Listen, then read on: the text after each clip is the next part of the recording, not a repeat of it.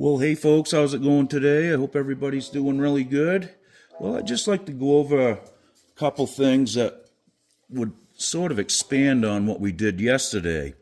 So in yesterday's video, I went over my approach to kind of mapping out the fretboard, and it was just a really simple thing that I kind of come up with. And we just take 3 strings, 3 notes at a time. So we based everything off A. Now you can do this in different keys, but we're just going to keep it the same for simplicity's sake. So I took the E string, B string, and G string and showed you how to get up the fretboard kind of in a diatonic fashion. And then we jumped up to the B string, G string, and D string and did the same thing. And then we jumped up to the G, D, and A string. So it's kind of like this. Sorry about that. Of course, when you get to the A up here, you know it starts over, so you can keep going. So that was the top 3 strings here. Now, if we jump up to the B, G, and D string, it would be like this.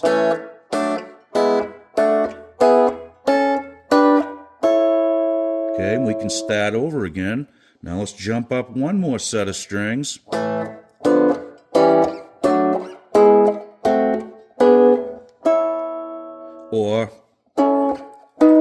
And you can keep going, of course. So this is what really started this whole kind of concept, for me at least. So I took these top 3 strings and played that little run.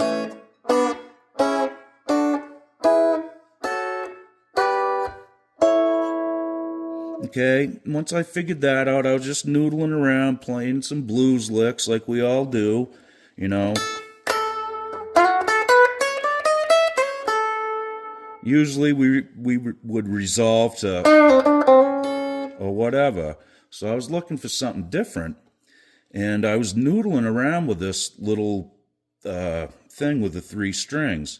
And I was actually practicing some picking that particular morning. So I took this little shape. You know, you can start on this, on any one of these shapes and, you know, ascend or descend.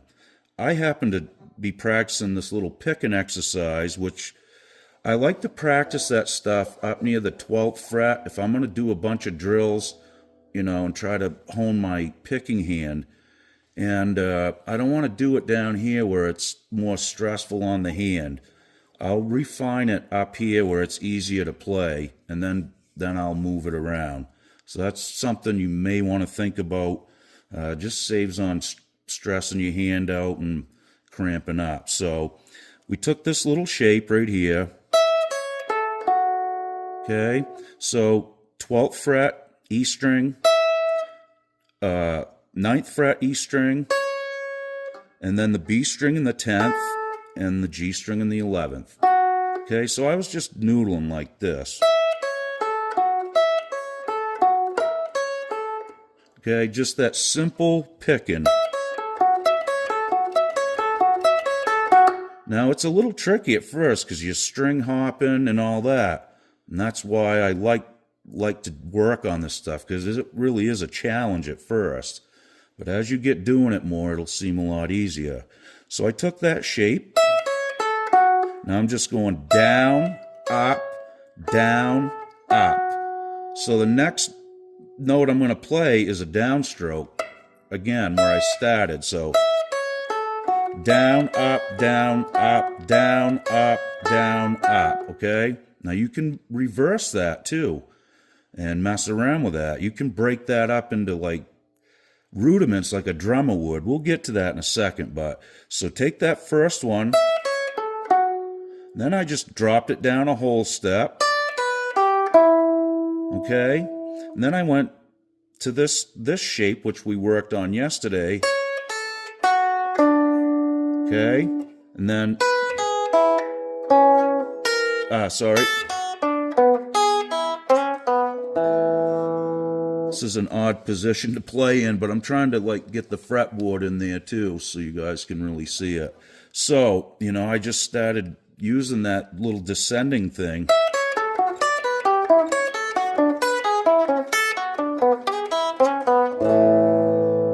Okay, so, that's a good little exercise to work on. And instead of just staying in one spot, after you get that down and you feel comfortable doing it, then start moving it. Okay, because it takes the boredom away of just going, right? That's boring. If you add this with it, now your brain has to use some different things to think about that melody and those patterns. And again, yesterday in the video, I spoke of this. Like, I look at it like this. The first shape, I'll call that shape 1, whatever, or let's call this shape 1, because we're always starting an A. So shape 1, shape 1 again, shape 2, because there's only 2 shapes to each of these.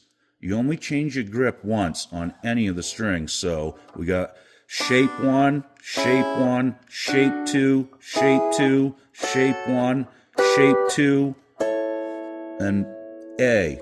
Okay, so that's kind of how I think about this stuff when I'm playing. So I'll just go like 1, 1, 1, 1, 2, 2, 1, 1, 2, 1, 1. So I just look at the shapes. There's 1 and there's 2. That's how I really try to think about it.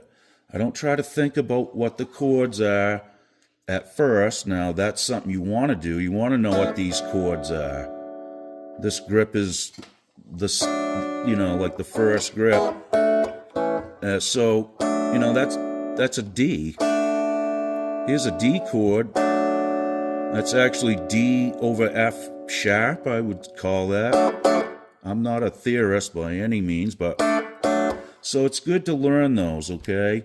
And to do a picking sequence with it really helps, because you're learning the fretboard, you're learning what these shapes are, so you can attack these on any 3 sets of strings and play a triad, or you can narrow it down to a double stop too if you want. I think it's a good way to practice it.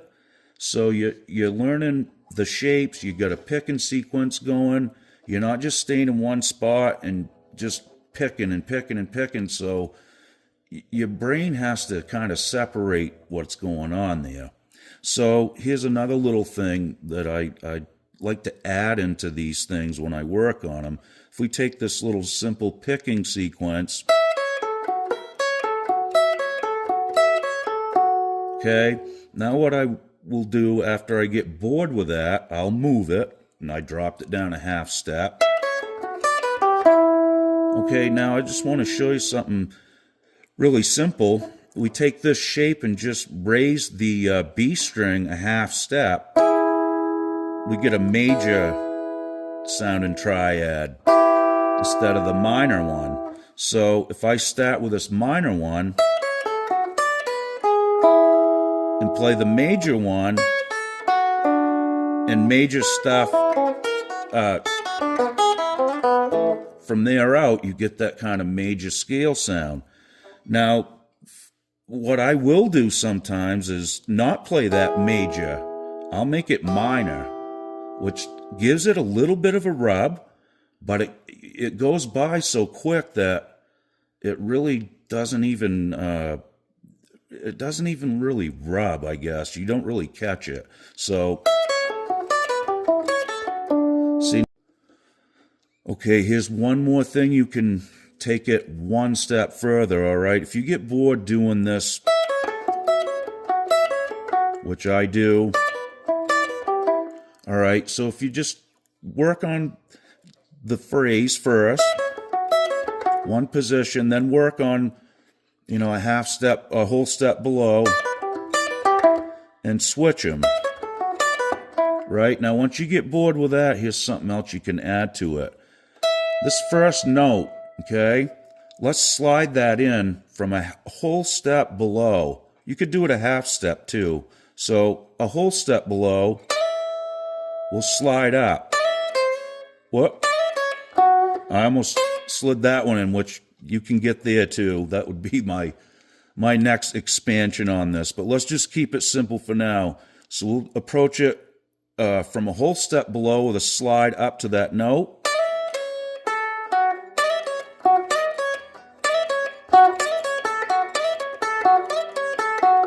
I think my chord's going bad on the old shop amp here. I gotta look that over. So a whole step from below. Now if we go to this one, let's slide that a whole step from above. Or even a half step. It's kind of easier to do it a half step, really. And let's do it a half step from below on the first one too. So it'll be like, okay, or a whole step. They almost sound, the same. If you're doing it quick, you know what I mean? So whatever feels comfortable, you can use there. So practice those back and forth for a little bit. And it's tricky. It really is, but you're going to misfire a lot like I'm doing right now. I haven't even had my morning coffee yet, so I'll just pick the guitar up off the bench and just started going through that routine that I went over with you guys yesterday. So once you get, let's say you're working on the treble, the top three strings, the E, B, and G, Once you get done with that and you've got these picking sequences down and the slides and all that, work those up and down, ascending and descending, then jump over to the next set of strings adjacent. So we'd be on the B, G, and D. Okay, so you can do that same kind of drills on that.